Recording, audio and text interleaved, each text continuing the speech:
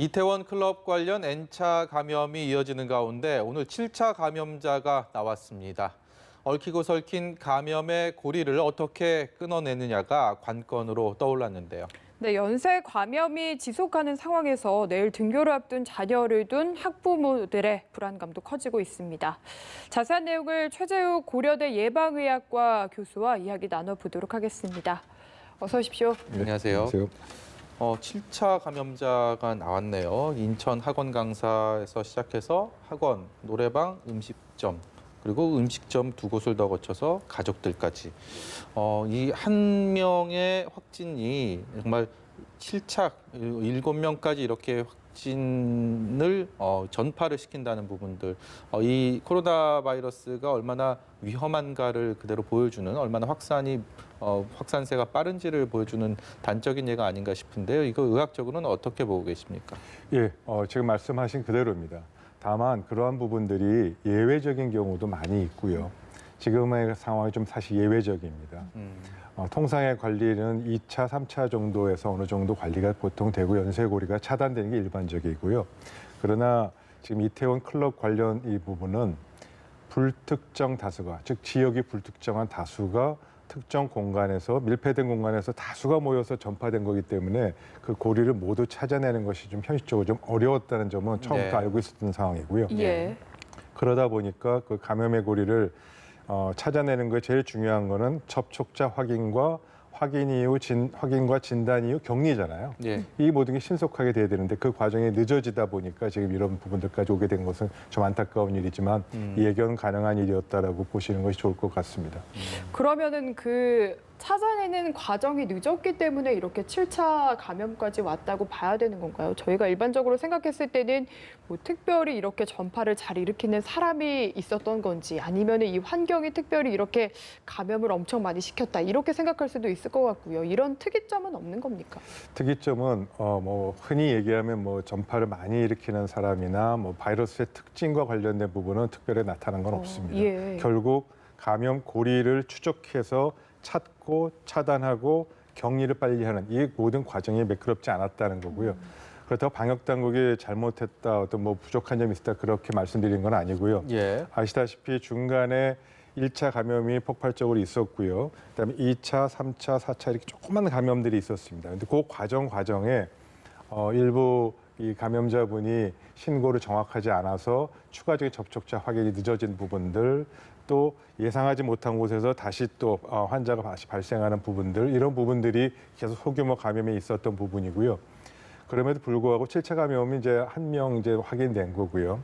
그다음에 6차, 5차 감염 가서 숫자는 조금씩밖에 안 됩니다. 예. 그래서 이러한 부분들이 감염은 고리는 이어지지만 통제 가능하고 관리 가능한 범위에 있다라고 보시는 것이 맞을 거고요.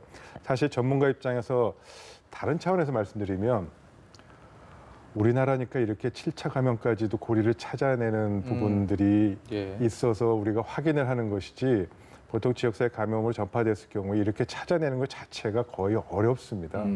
그래서 그런 부분은 걱정하시는 우려도 됩니다만 한편으로는 너무 잘 찾아서 잘 들여다보이는 것이라 생각해 보실 수도 있다는 그런 점을 그냥 조심스럽게 말씀드리고요. 오히려 그것보다 지금 이태원 발서부터 시작해서 모든 환자, 접촉자 쭉 찾아가는 이 고리선상에 있지 않습니까?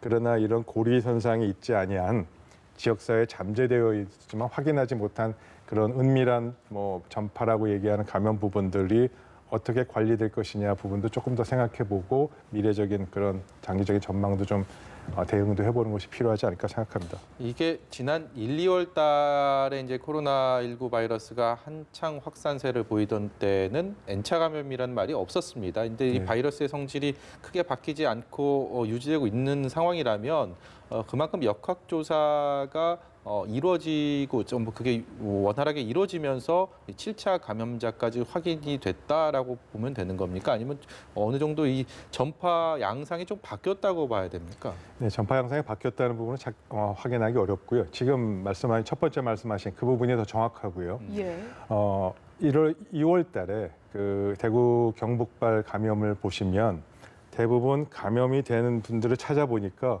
벌써 2주 전, 3주 전에 감염됐던 분들이 나중에 다 찾아진 겁니다. 그렇죠. 그것도 한꺼번에 뭐 수백 명이 확인되다 보면 그분들 사이에 고리를 찾아내는 역학조사를 현실적으로 할 수가 없었습니다. 네. 계속 신규 환자가 100명, 200명씩 나오던 시절이니까요.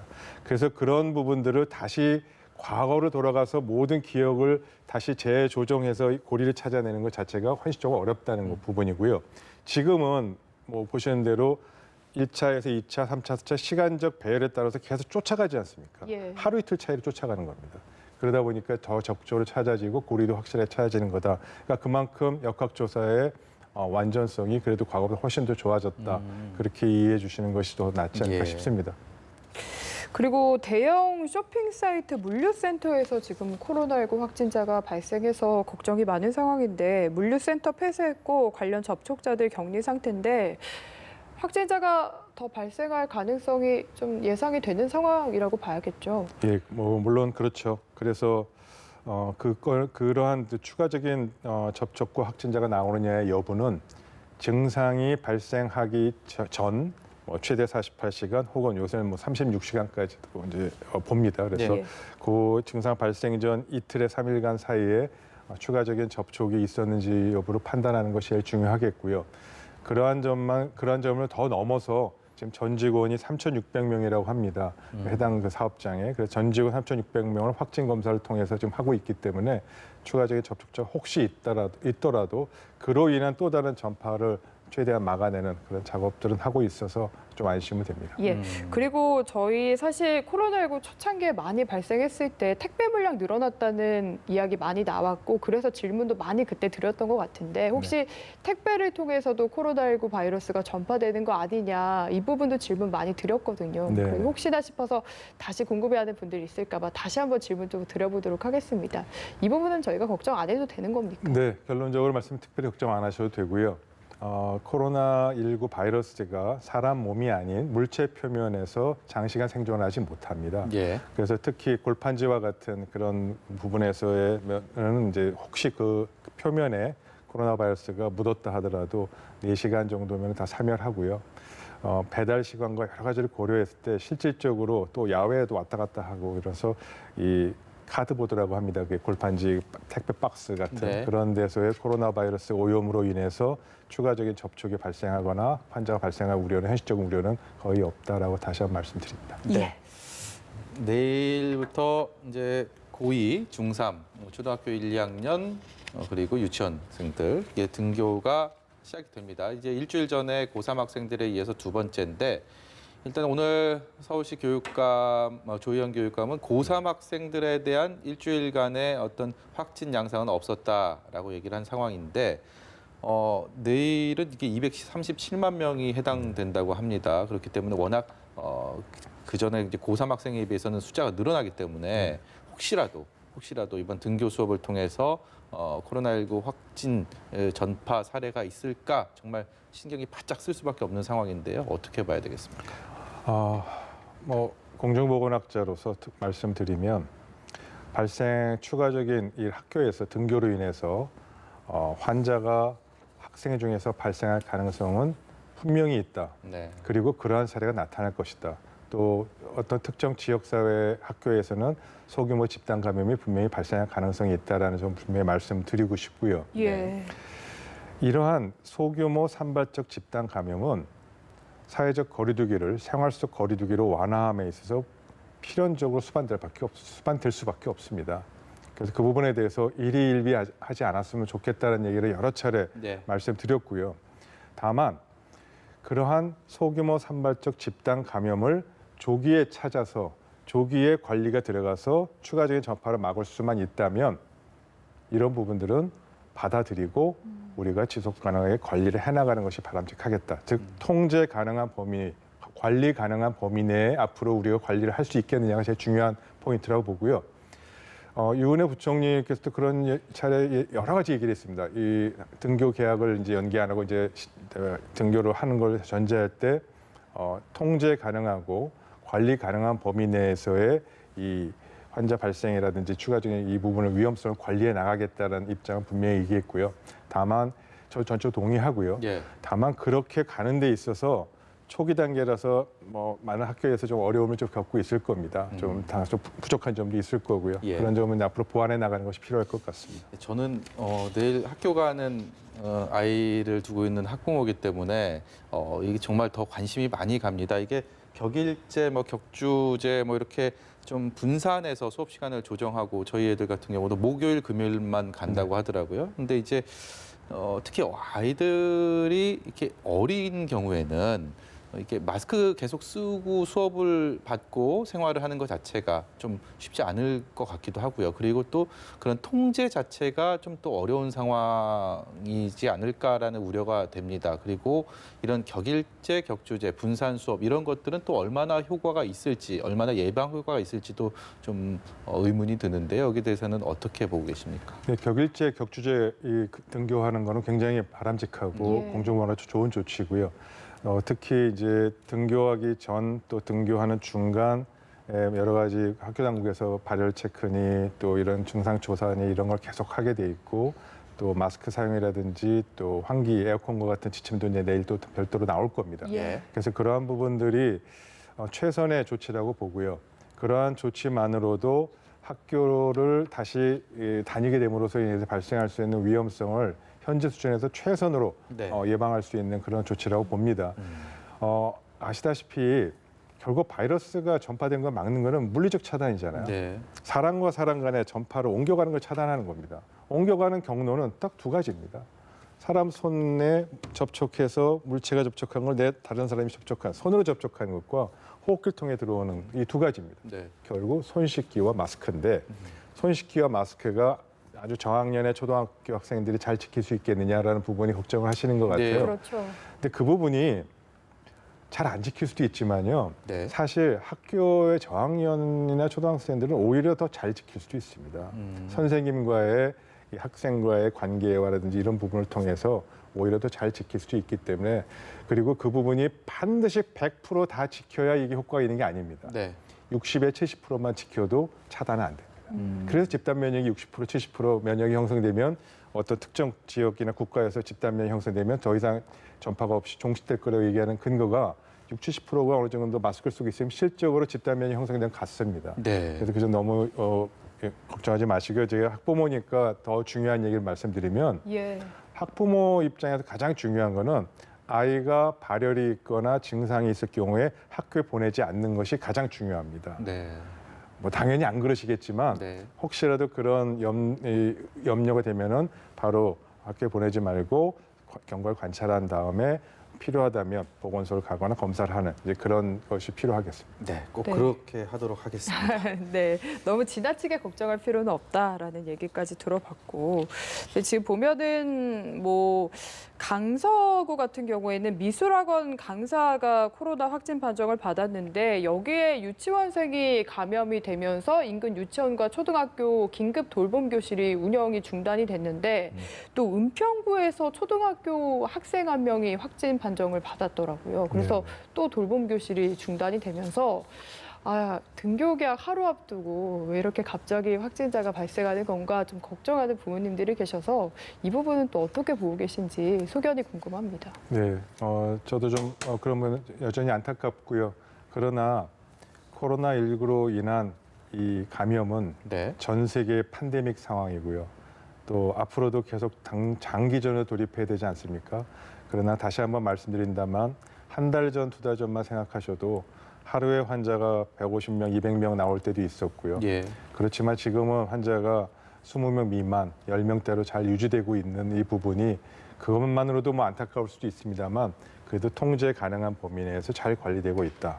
그리고 우리나라 의료계와 방역 당국이 충분히 이 부분을 잘 통제해 나가고 있는 이런 관점에서 보면은 너무 걱정하시지 않으시면 좋겠다라는 거고요. 예. 최선의 조기 진단이 가능할 수 있도록 적극적으로 학부모와 협조해 주시는 것, 신고해 주시는 것이 제일 중요할 것 이게 같습니다. 인근 초등학교나 유치원 같은 경우에는 뭐 보통 강서구 같은 경우에는 다음 주 정도 학교 따라 조금씩 다르긴 하지만 다음 주 정도까지 학교를 가지 않는 쪽으로 결정이 났거든요. 그럼 학부모님들 같은 경우에는 그 지침을 그대로 따르면 되는 겁니까? 그렇죠.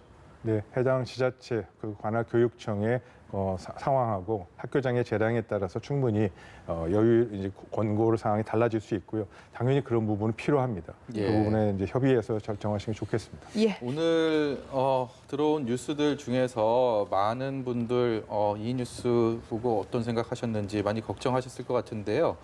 어린이 괴질이라고 불리는 질병입니다. 근데 이게 사실 소아청소년 다기관 염증 증후군, 그러니까 괴질이란 말 자체가 주는 어감이 불필요한 그 공포감을 또 조장할 수도 있고, 그러니까 이제 그렇기 때문에 다기관 염증 증후군이라고 칭하겠습니다. 이게 서울에서 의심 사례가 2명이 나왔다라는 뉴스들 보셨을 텐데 어떻습니까? 이게 심각한 얘기입니까? 어떻게 받아들여야 됩니까? 그렇게 심각할 상황은 아닙니다. 어떤 의미에서 제가 이렇게 말씀드리냐면 이 소아청소년 다기관을 예. 염증을 일으키는 질병인데 정확하지 않을 때는 아직 증후군이라는 말을 붙입니다. 예. 아직 이제 코로나19 바이러스의 관련성이 명확하게 지금 관련성 없고요. 다만 관련성이 혹시 있지 않을까라는 그런 이제 사전 예방적 주의 차원에서 이런 부분을 지금 관리를 시작을 했고요. 그래서 지금 현재 2건 중에 한 사례는 최종적으로 이제 그 질병관리본부에서 정한 이 사례가 해당되지 않아서 지금 한 건으로 지금 조사가 들어가고 있고요. 네. 예. 이 소아청소년 다기관 증후군은 이미 소아청소년과에서 그 기존에 있던 유사한 질병들이 있습니다. 그 대표적인 게 가와사키 증후군이라는 이제 네. 그런 병도 있고 그래서 감염이 이 몸 안에 발생했는데 면역 체계가 과도하게 반응해서 예.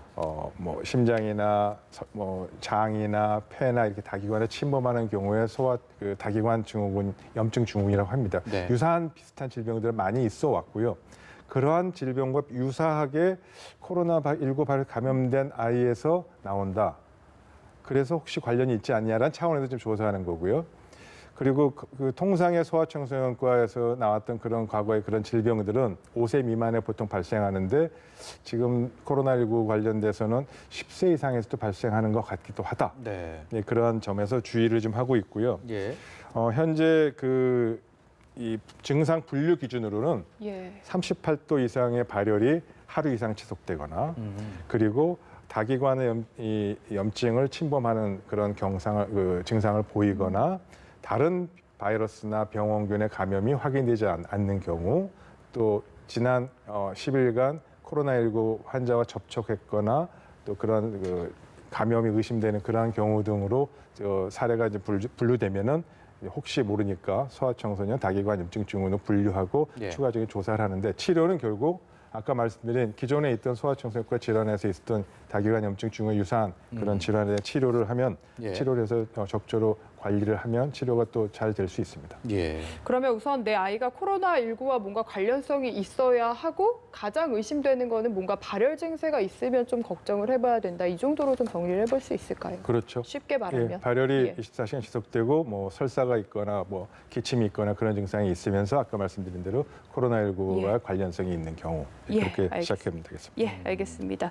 그 마스크 이야기 좀 해보겠습니다. 그 날씨가 많이 더워지면서 마스크 착용하기 알고는 있지만 점점 힘들어지고 있는 상황인데 오늘부터 대중교통 이용할 때 마스크 쓰지 않으면 탑승이 제한된다고 하는데 꼭 필요한 조치다 이런 생각이 드는 것 같습니다. 네, 저도 동의합니다. 예, 밀폐된 공간에서의 그런 마스크 착용은 아까 말씀드린 대로 집단 면역 형성과 동일한 효과를 갖습니다. 차단을 시키는 거니까요. 네. 한시적이지만 불편하시더라도 좀 참여해 주시는 게 좋겠습니다. 네. 저희가 최 교수님 보내드리기 전에 이 질문만은 꼭 해야 될 것 같습니다. 그 에볼라 치료제 렘데시비르 네. 이게 중앙임상위원회에서 모레 코로나19 치료제로 할 수 있는지에 대한 긴급 승인 여부를 논의한다고 합니다. 그야말로 이게 승인이 되면 첫 공식적인 치료제로 볼 수 있는 건지 궁금하고요. 이거 어떻게 이 사안은 보고 계시는지 많이 궁금합니다. 네, 지금 말씀하신 대로 렘데시비르가 현재까지에서는 가장 최선의 치료제라고 볼 수 있는 과학적 증거가 좀 축적되어 오고 있습니다. 예. 그렇다고 100% 아직 확신한 건 아닙니다만 예.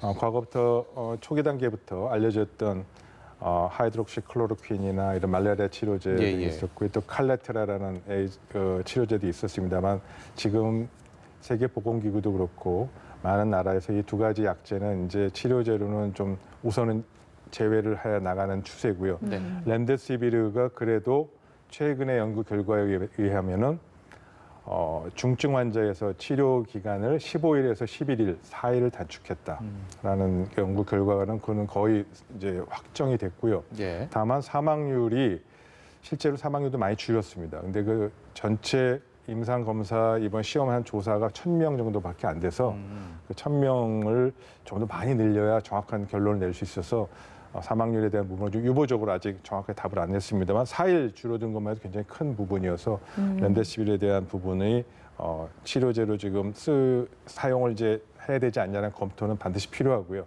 아마 전망은 렘데시비르를 우선적으로 첫 번째 초이스로 약을 중증 환자의 경우에 쓰는 그런 방식으로 가지 않을까 전망합니다. 네, 예. 그 치료제와 백신 얘기를 좀 더 많이 자주 했으면 하는 바람을 가져봅니다.